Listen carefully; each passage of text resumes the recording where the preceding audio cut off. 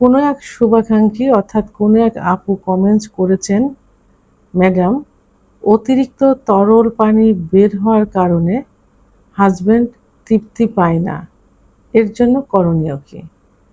অর্থাৎ সহবাসের সময় অতিরিক্ত পানি বের হয়, যেটাকে কামরস বলে বা লুব্রিকেশন বলে, যে কারণে হাজব্যান্ড সহবাসের সময় পাচ্ছে না, এটাই বোঝাতে চেয়েছেন। তো ধন্যবাদ আপু সুন্দর একটা কমেন্টস করার জন্য। দেশের এবং প্রবাসের ভাই বোনদের প্রতি সালাম। আসসালামু আলাইকুম। আমি প্রভাষক ডাক্তার রিক্তা পারভিন, হোমিওপ্যাথি এবং আয়ুর্বেদিক চিকিৎসক। চেম্বার সেবা হোমিও কমপ্লেক্স অ্যান্ড সেবা ডিজিটাল ল্যাব, উপজেলা মডেল মসজিদের পূর্ব পাশে, শিমুলিয়া, মাগুরা। কোনো এক শুভাকাঙ্ক্ষী অর্থাৎ কোনো এক আপু কমেন্টস করেছেন, ম্যাডাম, অতিরিক্ত তরল পানি বের হওয়ার কারণে হাজব্যান্ড তৃপ্তি পায় না, এর জন্য করণীয় কি? অর্থাৎ সহবাসের সময় অতিরিক্ত পানি বের হয়, যেটাকে কামরস বলে বা লুব্রিকেশন বলে, যে কারণে হাজব্যান্ড সহবাসের সময় পাচ্ছে না, এটাই বোঝাতে চেয়েছেন। তো ধন্যবাদ আপু সুন্দর একটা কমেন্টস করার জন্য।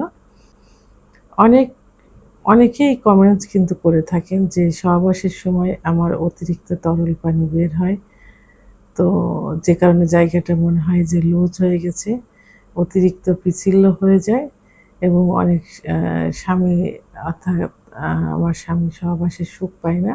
অনেক স্বামী বলে থাকে যে সহবাসে গেলে আমার স্ত্রীর অনেক পানি বের হয়, অর্থাৎ জায়গাটা অতিরিক্ত ভিজে যায়, তো এর জন্য আমি সুখ পাই না, কি করব? আসলে এটা অস্বাভাবিক কিছু না, এটা স্বাভাবিক একটা বিষয়।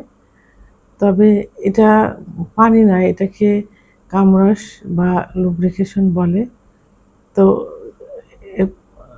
সাধারণত অতিরিক্ত যৌন উত্তেজনার কারণে এটা বের হয়ে থাকে। তবে সব মেয়েদের কিন্তু একরকম না, কারো কম বের হয়, কারো অল্প পরিমাণে বেশি বের হয়ে থাকে।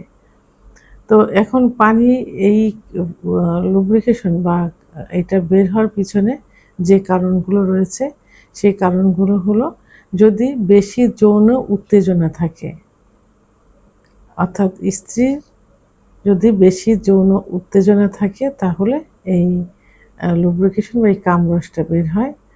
ওভুলেশনের সময় অর্থাৎ মাসিকের মাঝামাঝি সময় এটা হতে পারে। কিছু নারীর স্বাভাবিকভাবেই বেশি লুব্রিকেশন হয়। কিছু কিছু মেয়ে আছে যাদের এমনিতেই কামরসটা খুব বেশি বের হয়। সহবাসে দীর্ঘ সময় উত্তেজনা থাকা, যদি দীর্ঘ সময় সহবাস করা হয় এবং দীর্ঘ সময় যদি উত্তেজনা থাকে, তাহলে এই লুব্রিকেশন বা কামরসটা বের হয়। তো এখন হাজব্যান্ডরা এটাতে সুখ অনুভব করে না।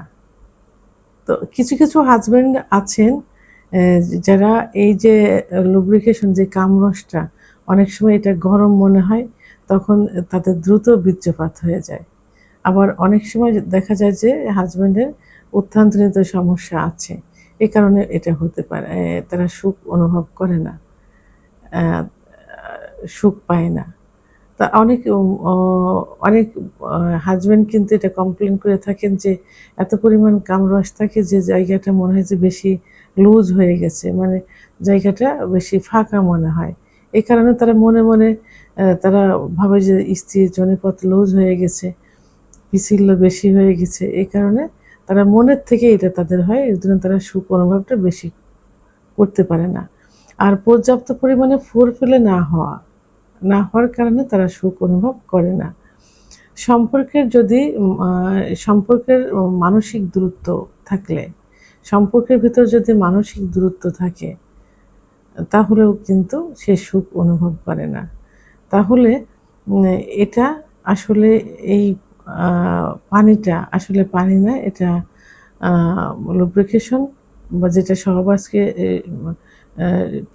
সহবাসকে সহজ সরল করে দেয়, জায়গাটাকে পিচ্ছিল করে দেয়, এটা কম বেশি হয়ে থাকে। তো এটা সব পুরুষেরা এটা মেনে নিতে পারে না। অনেক পুরুষ বলে যে খারাপ লাগে, অনেকে ঘৃণা অনুভবটাও করে থাকে।